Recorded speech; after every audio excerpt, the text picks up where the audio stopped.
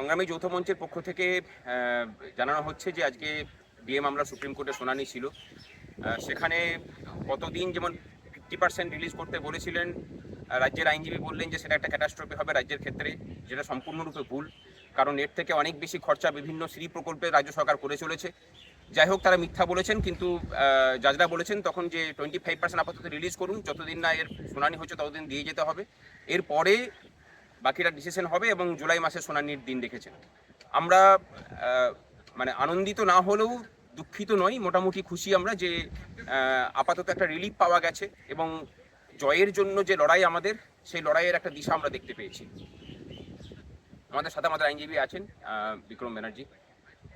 হাইকোর্টের রায় অনুযায়ী যেটা বকেয়া তার 25% রিলিজ করতে বলেছে supreme court, subject to the result of SN. July মাসে মামলা শুনানি হবে। ডিএ মামলায় এক ধাপ তো আমরা ডেফিনেটলি এগোলাম, কুইকলি আমরা রেসপন্স পেলাম এবং এগোলাম।